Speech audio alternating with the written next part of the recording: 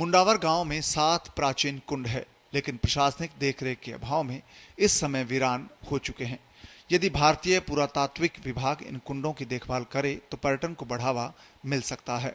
सैकड़ों बरस पुरानी बावड़ी भी इस समय जर्जर हाल में है और पहले इसमें पानी भरा रहता था और ये लोगों के आकर्षण का केंद्र बनी रहती थी, लेकिन अब ये ऐतिहासिक महत्व वाली बावड़ी बदहाल है।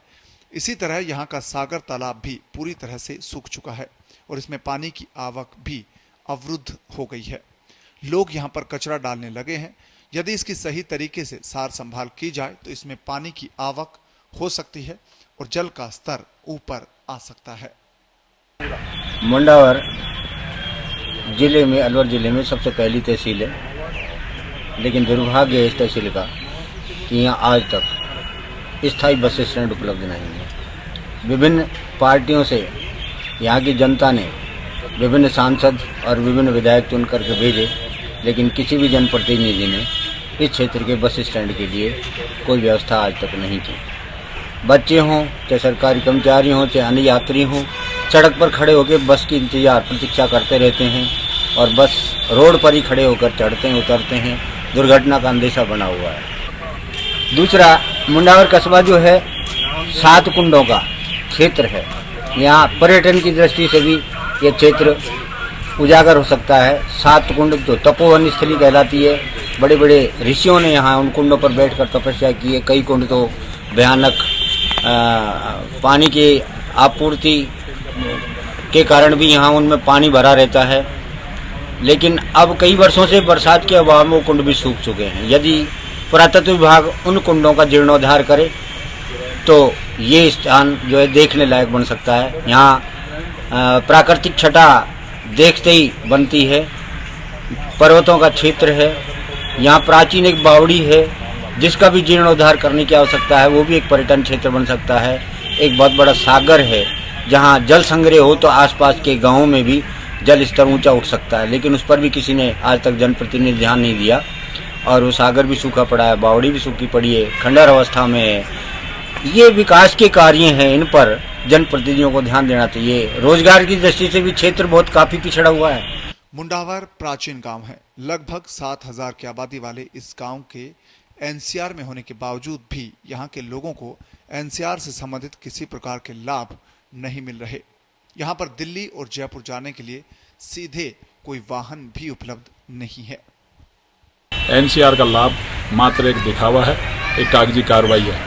यहाँ उपखंड के स्तर पर किसी भी आदमी को या जनता जनार्दन को कहीं भी एनसीआर के टैक्स का लाभ या एनसीआर के विकास का कोई लाभ हमको नहीं मिल पा रहा है। दूसरी बात कि मुंडावर तहसील हेडक्वार्टर पर पिछले 20 सालों से जो पानी आ रहा है वो तिनकिरुड़ी फार्म से आ रहा है, जिसकी दूरी लगभग यहाँ से 3 किलोमीटर दूर है, जिसका आज वर्तमान में TDS 3000 है। और वो TDS 3000 होने के बावजूद भी जो सप्लाई हो रही है वो 72 घंटे में 3 दिन में 1 दिन पानी आता है। तो लोगों को टैंकरों से या इधर उधर से कहीं से कुओं से पानी मंगा के पानी पीने पर जनता मजबूर हो रही है। सर्दियों में ये हालात है तो लगता है कि आने वाली गर्मी में जनता को रोजी रोटी की बजाय पानी के लिए सड़क पर उतर के जदोजहद की लड़ाई लड़नी पड़ेगी। और जो ये पानी अब TDS का हम पी रहे हैं, 3000 TDS का पानी, इससे अनेकों बीमारियाँ, पायरिया है, हड्डियों का गलना है, दांतों का सड़ना है, इस तरीके के रोग जो आ रहे हैं, इनको काफ़ी संख्या में क्षेत्र में मरीज भी बढ़े हैं। कस्बे में काफ़ी संख्या में इस चीज़ में बढ़ोतरी हुई है। मुंडावर में चिकित्सा सुविधा भी आबादी के लिहाज से पर्याप्त नहीं है। चिकित्सा सुविधा के लिए लोगों को बड़े शहरों में जाना पड़ता है। करीब 3 साल पहले राजकीय महाविद्यालय की स्थापना हो चुकी है, लेकिन भवन, स्टाफ और दूसरी सुविधाओं के लिए आज भी ग्रामीण यहाँ पर समस्याओं से दो चार हैं। 25 बेड का हॉस्पिटल होने के बाद भी यहाँ पर डॉक्टरों की उचित व्यवस्था नहीं है। सारे लगभग 3-4 डॉक्टर ही है और बाकी की सीटें यहाँ पर खाली हैं। छोटी मोटी बीमारियों के बावजूद भी जब कोई पेशेंट को लेकर जाता है तो उनको अलवर रेफर कर दिया जाता है, उनका इलाज यहाँ पर नहीं होता है।